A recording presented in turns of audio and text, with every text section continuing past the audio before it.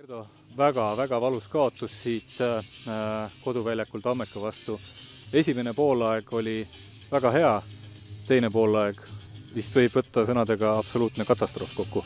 No ma ei tea, kas terve teine poolaeg just absoluutne katastroof, aga need esimesed minutid küll ikka totaalselt magasime. Siin kuidagi lõi rivist välja, paljud mängijad said mingid imelikke pauke vastu pead ja see tõmbas vähe kuradi joo maha. Esimesel poolajal näitasite, et Tammeka selle hooaja kaubamärgile kõrgele pressile on vasturohi täiesti olemas. Sama meeskond on teisipäeval siin karikasarjas vastu tulemas.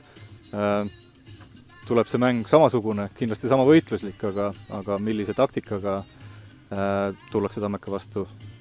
Ma isiklikult arvan, me peame ikka samamoodi ja veel rohkem juurde vajama, et peame ikka samamoodi kõrgelt pressima, nagu täna üritasime.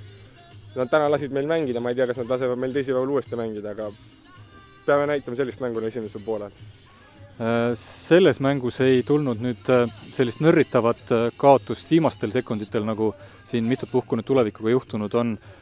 Kas selline mäng sellistest rumalatest eksimustest kaotatud pigem tekitab seda sportlikku viha või võtab ikkagi paariks päevaks peanorgu või tegeletakse sisekaemusega?